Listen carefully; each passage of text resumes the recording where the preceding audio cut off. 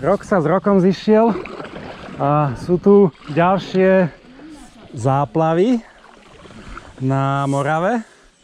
Ja už som trochu bol pozrieť prvý deň, keď to začalo. Videl som nejaké divé kapre. Napasol som sa na morušiach, ktoré boli priamo vo vode a z paddleboardu. Ale dneska som zorganizoval túto výpravu, ktorá ide v podstate tam, kde sú teraz chalani, tak tam tiekla riečka Malina. Len teraz to tu je jedno veľké jazero, takže ideme tuto z hora od Čičoriedkovej farmy a ďalej na zatopené lúky smerom dole na Devinskú Novú Ves. Ideme štyria, Robo, Milan a za mňou je Matis. Tu, kde sme nastupovali pred 2 rokmi, bolo to celé suché, tak teraz je celý cyklochodník pod nami zaplavený. Wow, není to nádhera? A bociani sú teraz vo svojom kráľovstve naozaj sami. Jedine takí magori, jak my, ich tu môžu bušiť. Tentej strany ide búrka, ale ide na Malacky. Tam aj prší. Tak uvidíme, jak to dneska dopadne. Padlo rozhodnutie ísť pozrieť smerom na Malinu. Nech to tu není až taká nuda. Tak uvidíme, kam nás to zavedie, lebo dostať sa tam k nej nebude až také jednoduché, ako tuto sa pláviť po jazierku. Tento mrak občasným bleskom nás naháňa, ale veríme, že ho odveje na inú stranu, ako sme my. No, blížime sa asi k hranici, kde by mala tiecť Malina. Asi to bude tuto pod lesom, tak možno vôbec nebude rozoznať od tohto jazera. Ale aspoň si takto trošku skúsim spláviť jej spodný úsek. No, dobre sme to našli. Ide, perfektne.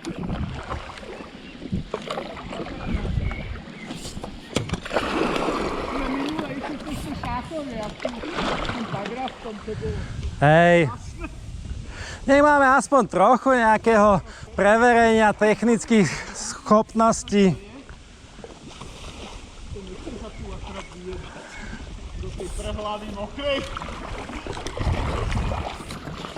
Tá už ťa moc nepoprehli asi. Je pekné. No, preskúmajme. No. Ono celkovo tie lúky to vyfiltrujú, takže... Ale je vidno to Morave, že je taká oranžová celá. Hej. No, dolný tok Maliny. Môj splnený sen. Aspoň takto.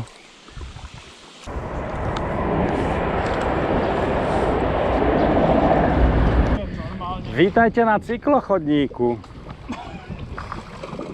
Vodní cyklisti. Prišli sme do Mongolska. Ani to dlho netrvalo. A uvidíme, kam nás táto cesta do praveku zavedie ďalej. Čakám už len stegosaury, že sa tu vyroja. Pra človeku už máme za sebou. A konečne nejaký život. Táto malá užovčevčečka chce pred nami utiec. Á, Milan, nechajú. Stres. No, bojí sa. Tá sa neutopí, no to je užovka. Trochu sme zablúdili. Našťastie je tu rýchla pomoc. A táto cyklotrasa nás vráti, aby sme vedeli, že kam ísť. Tak Cyklomost Slobody, tam ideme, takže ideme dobrým smerom. Búrka nás nádherne obchádza, slnko osvetľuje, čo viac si prijať. Občerstvovacia stanica. Naša cesta pokračuje po cyklochodníku, lebo v podstate na tých voľných priestranstvách je to nuda. Takže si to takto spestrujeme, že ideme čo najviac po kraji. Pokračujeme ďalej smerom k železničnému mostu. Asi nebola až taká teplá.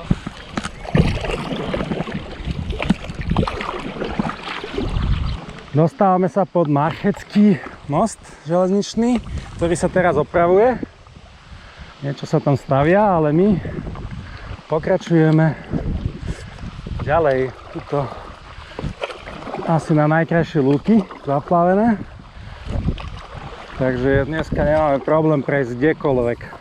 V podstate to len otázka výberu, kde sa nám to najviac páči. Tento rok vraj bude dobrá úroda pšenice, lebo vody je dosť. Tak ako vidíte, je to pravda, minimálne na tomto mieste. Vraj sa bude žať skôr, takže všetko je jak má byť. Poviem vám, táto vodácka infraštruktúra je dobre vybudovaná. Krásne zastrihnuté vodné cesty, smerovníky, čo viac si prijať. Ahoj! Takže ideme radšej na hlavný tok. Dostali sme sa na limit záplavy, bolo to tam moc plitké.